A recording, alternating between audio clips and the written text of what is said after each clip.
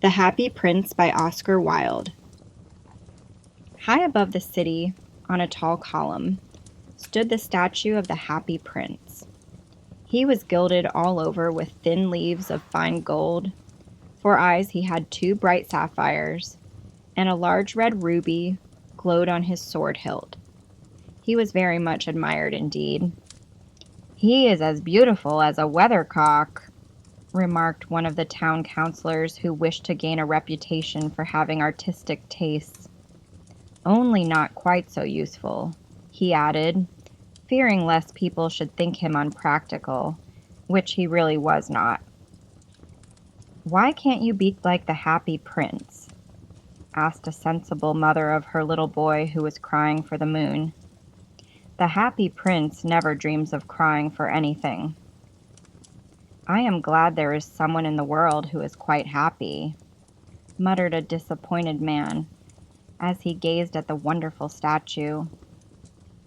"He looks just like an angel," said the charity children, as they came out of the cathedral in their bright scarlet cloaks and their clean white pinafores. "How do you know?" said the mathematical master. "You have never seen one." "Ah, but we have, in our dreams," answered the children, and the mathematical master frowned and looked very severe, for he did not approve of children dreaming. One night there flew over the city a little swallow. His friends had gone away to Egypt 6 weeks before, but he had stayed behind, for he was in love with the most beautiful reed.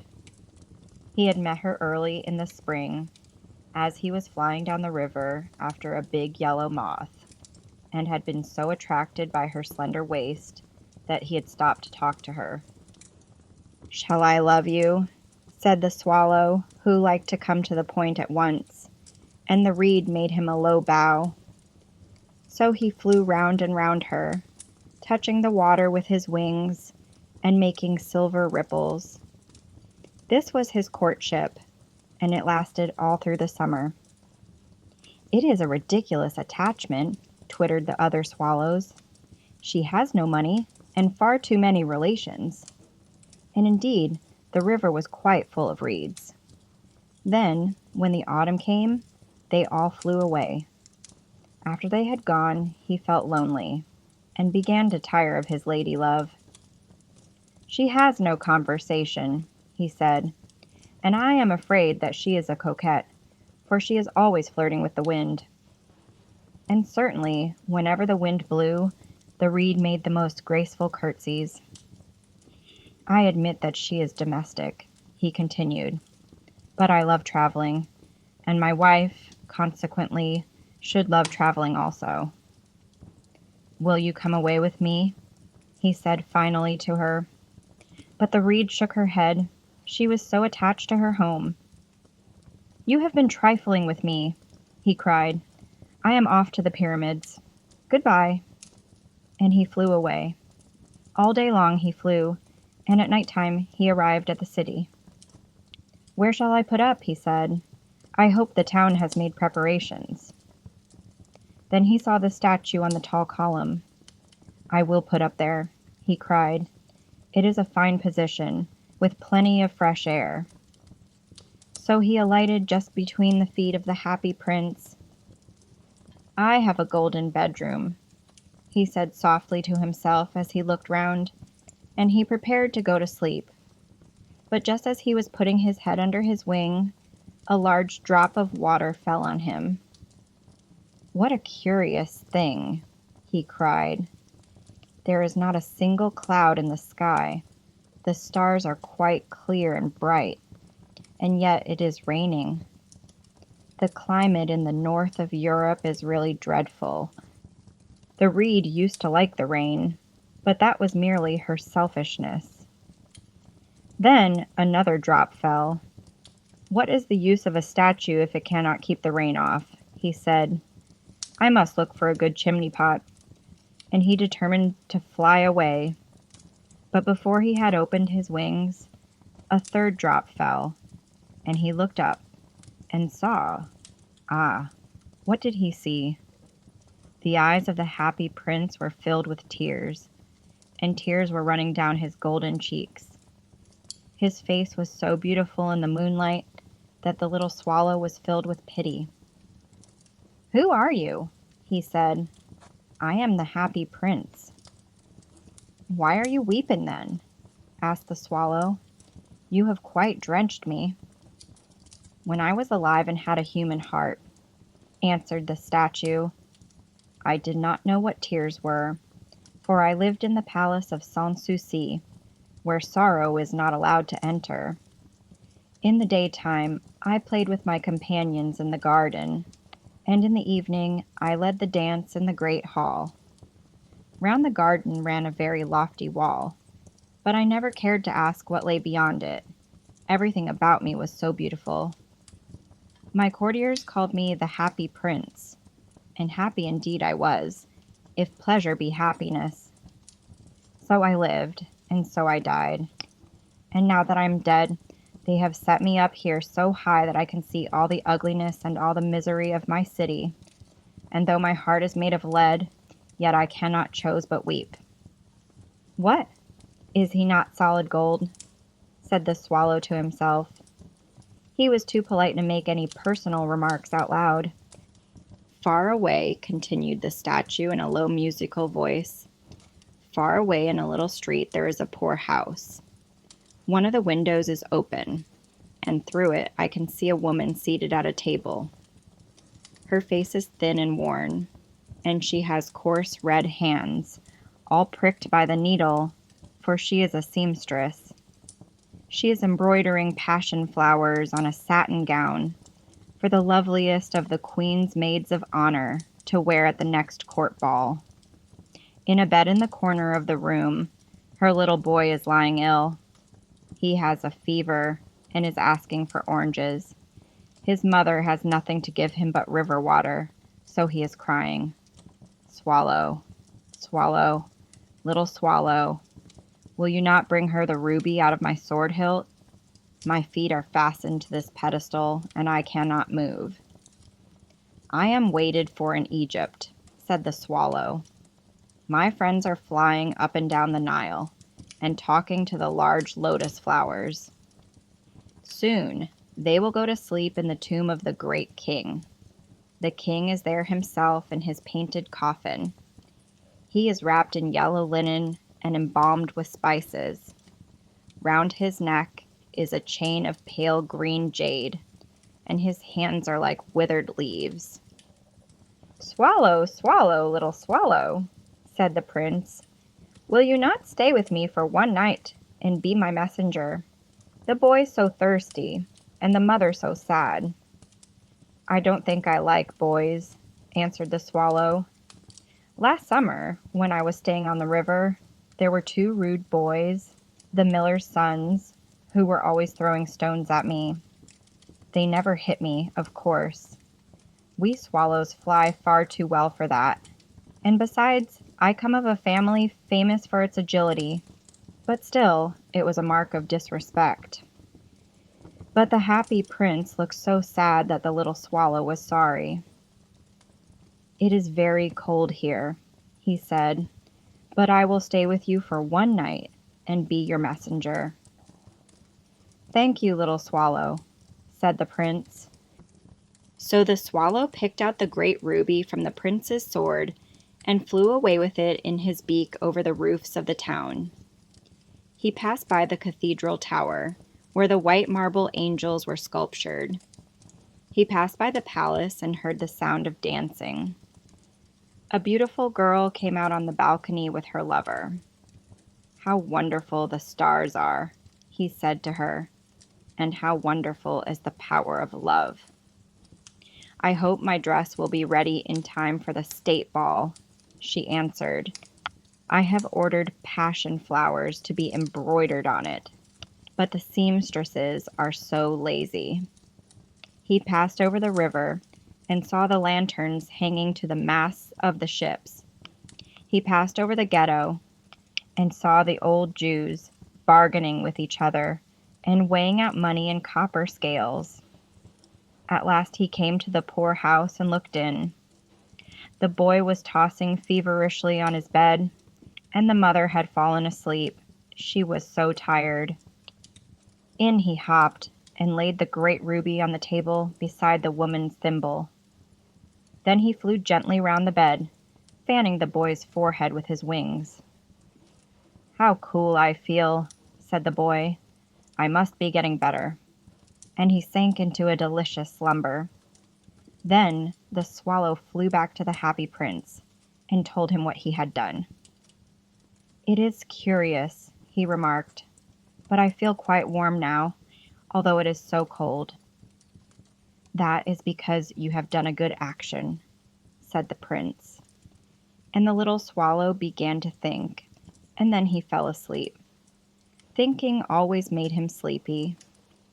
When day broke, he flew down to the river and had a bath. "What a remarkable phenomenon," said the professor of ornithology as he was passing over the bridge. "A swallow in winter."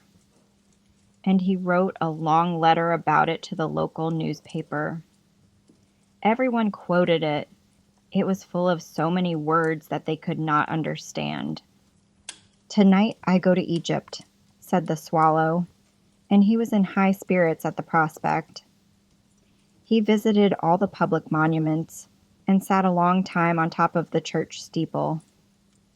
Wherever he went, the sparrows chirruped and said to each other, "What a distinguished stranger." So he enjoyed himself very much. When the moon rose, he flew back to the happy prince. "Have you any commissions for Egypt?" he cried. "I'm just starting." "Swallow, swallow, little swallow," said the prince. "Will you not stay with me one night longer?" "I am waited for in Egypt," answered the swallow. "Tomorrow my friends will fly up to the second cataract.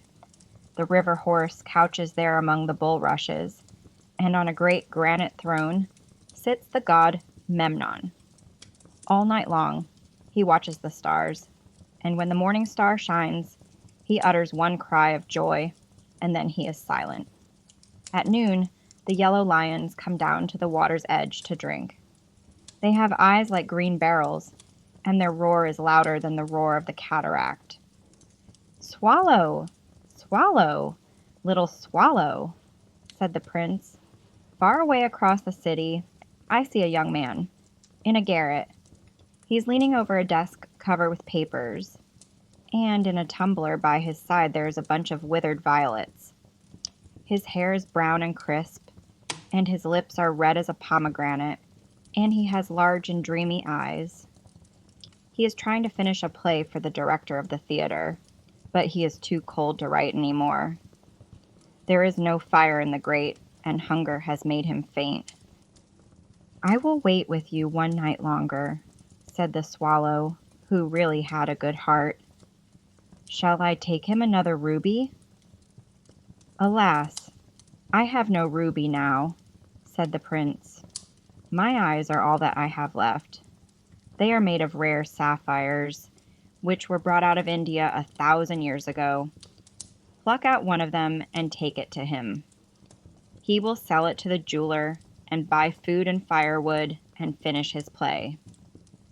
"Dear prince," said the swallow, "I cannot do that," and he began to weep. "Swallow, swallow, little swallow," said the prince, "do as I command you." So the swallow plucked out the prince's eye and flew away to the student's garret. It was easy enough to get in, as there was a hole in the roof. Through this he darted and came into the room. The young man had his head buried in his hands, so he did not hear the flutter of the bird's wings. And when he looked up, he found the beautiful sapphire lying on the withered violets. "I am beginning to be appreciated," he cried. "This is from some great admirer. Now I can finish my play." And he looked quite happy.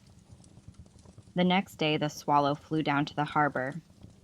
He sat on the mast of a large vessel and watched the sailors hauling big chests out of the hold with ropes. "Heave ahoy!" they shouted as each chest came up. "I am going to Egypt," cried the swallow, but nobody minded, and when the moon rose, he flew back to the happy prince. "I am come to bid you goodbye," he cried. "Swallow, swallow, little swallow," said the prince. "Will you not stay with me one night longer?" "It is winter," answered the swallow, "and the chill snow will soon be here. In Egypt, the sun is warm on the green palm trees, and the crocodiles lie in the mud and look lazily about them. My companions are building a nest in the temple of Baalbec, and the pink and white doves are watching them and cooing to each other. Dear Prince, I must leave you, but I will never forget you. And next spring I will bring you back 2 beautiful jewels in place of those you have given away. The ruby shall be redder than a red rose, and the sapphire shall be as blue as the great sea." "In the square below," said the happy prince, "there stands a little match girl. She has let her matches fall in the gutter, and they are all spoiled. Her father will beat her if she does not bring home some money, and she is crying. She has no shoes or stockings, and her little head is bare. Pluck out my other eye and give it to her, and her father will not beat her." "I will stay with you one night longer," said the swallow, "but I cannot pluck out your eye. You would be quite blind then." "Swallow, swallow, little swallow," said the prince, "do as I command you." So he plucked out the prince's other eye and darted down with it. He swooped past the match girl and slipped the jewel into the palm of her hand. "What a lovely bit of glass," cried the little girl, and she ran home, laughing. Then the swallow came back to the prince. "You are blind now," he said, "so I will stay with you always." "No, little swallow," said the poor prince, "you must go away to Egypt." "I will stay with you always," said the swallow, and he slept at the prince's feet. All the next day he sat on the prince's shoulder and told him stories of what he had seen in strange lands. He told him of the red ibises, who stand in long rows on the banks of the Nile and catch goldfish in their beaks; of the Sphinx, who is as old as the world itself and lives in the desert and knows everything; of the merchants, who walk slowly by the side of their camels and carry amber beads in their hands; of the king of the mountains of the moon, who is as black as ebony and worships a large crystal; of the great green snake that sleeps in a palm tree and has 20 priests to feed it with honey cakes; and of the pygmies who sail over a big lake on large flat leaves and are always at war with the butterflies. "Dear little swallow," said the prince, "you tell me of marvelous things, but more marvelous than anything is the suffering of men and of women. There is no mystery so great as misery. Fly over my city, little swallow, and tell me what you see there." So the swallow flew over the great city and saw the rich making merry in their beautiful houses, while the beggars were sitting at the gates.